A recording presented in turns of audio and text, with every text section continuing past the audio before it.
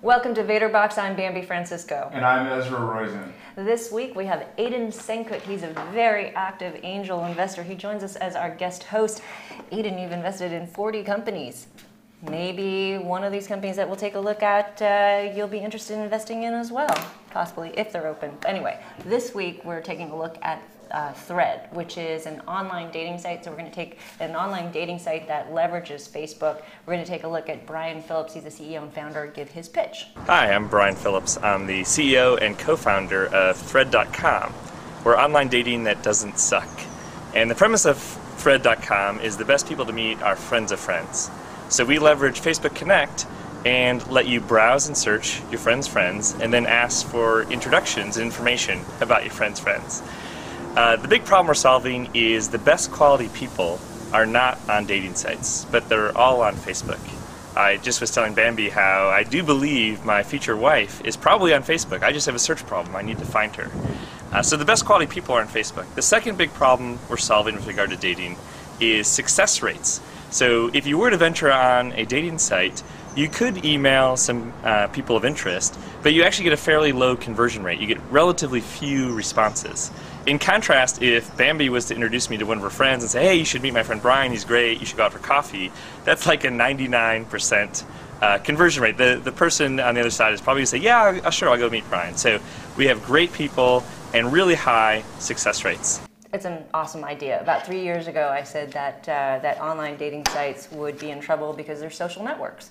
So, and what are people doing on social networks? Dating. This is just a great way to organize the information that's already there. Yeah, I wrote a piece probably around the same time which said that many social networks lacked punch for like compelling reason to really want to do stuff or accomplish something, especially from a monetization standpoint. And so Match.com was a social network that had real purpose. And so I think if you combine dating with social media, there's a real active reason for people to want to go search and engage and find stuff and then actually be able to make some money, which is attractive. Mm-hmm. I think so, and I think the thing that was really refreshing about the company is that it's amazing when you look at Match.com and eHarmony, there hasn't been any innovation in this space for a long, long time.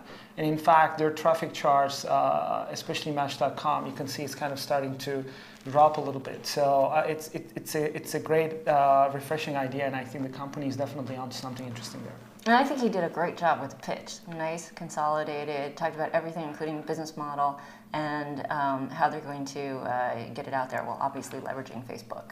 Yeah, and I mean, as we mentioned before we started filming, the most shocking thing is that no one's tried to do this before on Facebook. So that's great news for the Thread, because they figured out how to jump in front of something that is like so completely obvious that it's fantastic. And no wonder they were able to raise the Hall of Fame lineup of early stage investors they were able to put together, because I think everybody looks in. It sounds fun. It sounds hip. You can see why there's a lot of scale in it, and so I think all the little check boxes that you'd want to participate in as an early stage investor. The question becomes, how does it become a really big business, and where do they start to drive some meaningful revenue from? Because we've seen on one hand companies like Zynga become hugely successful companies leveraging the Facebook platform. On the other hand, we saw I Like and going more sort of the money back route and not seeing the same lift. So I think we've seen cases where companies become massively successful and they're able to do that. On the other hand, there's other guys who took a run, got very big, but weren't able to really get a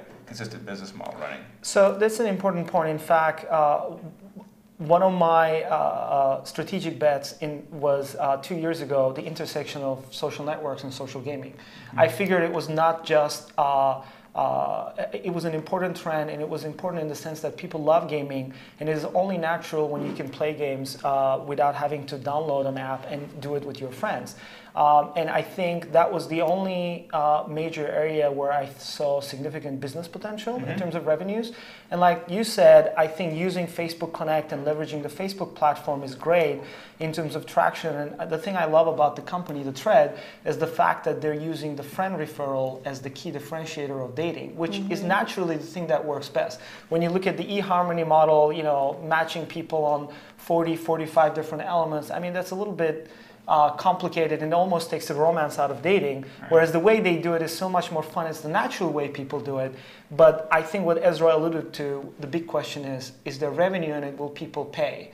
For instance, in gaming, the thing that's happening is people don't pay for games, but as they get sucked into the different levels, they go and start buying virtual goods, and they want to go to the next level, and they want to do fun things, and they don't want to wait until they discover everything, and that has been one of the major ways of monetizing these games. Well, I mean, there's no doubt people will pay for dating. They pay, like, Match makes $90 million a quarter on dating. It's $1 billion business. Yeah. So people will pay to do this. And the question I think is, will they pay for people they're already connected to? I mean, if you already have that information and you just have to do a little bit digging, are you going to do that? Because when you get it on Match and eHarmony, there are other services. There's matching services. That's why they call them dating matchmaking sites. They actually look to see who your best match is.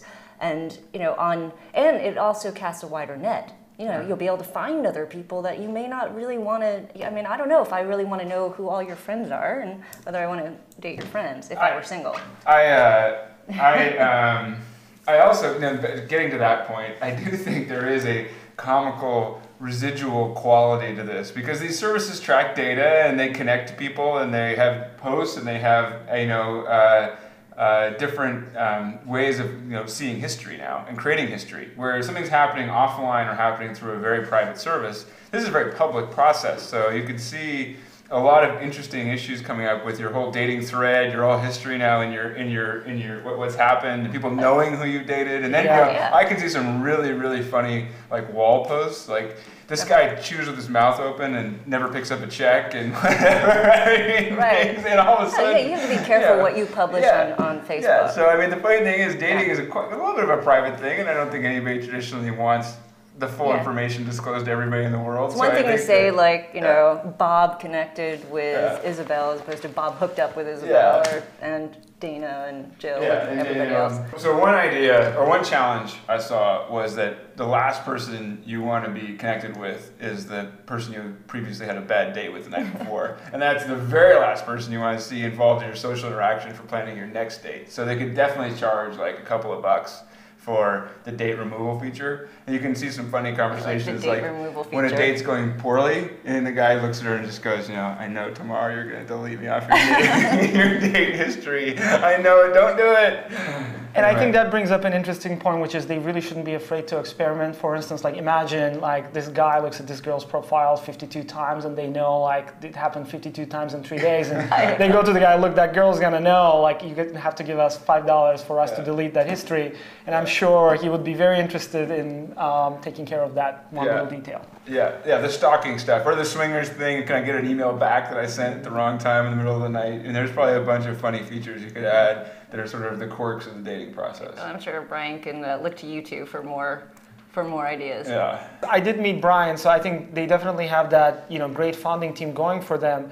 But initially, my excitement was not as rapid as their select team of investors, and maybe in a funny way, now that I'm married, it's kind of wow, maybe 5 years ago it would have been a different perspective, and I would have been, oh yeah, this is interesting, but I wasn't as excited. And I think this is one of the fundamental issues with the Match.com dating model, which is as people connect, will they date again? So that's how do you create longevity in the product? Couple more things here because we have to wrap it up. Just so business model, they're going to offer a lower subscription model than the $60 that you pay on eHarmony, something like that, or $40 you pay on Match.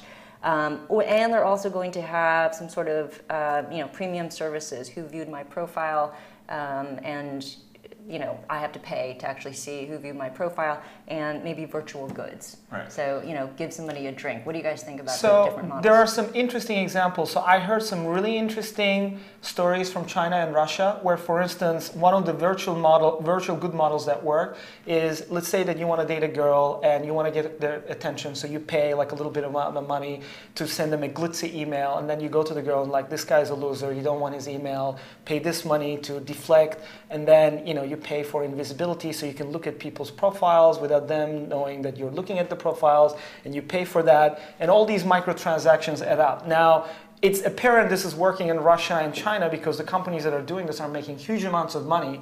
Question is, will it work on top of Facebook? The good thing is I think Thread can easily experiment with this and find out very quickly what's getting traction and what's succeeding because of obviously the platform and the opportunity it presents. Yeah.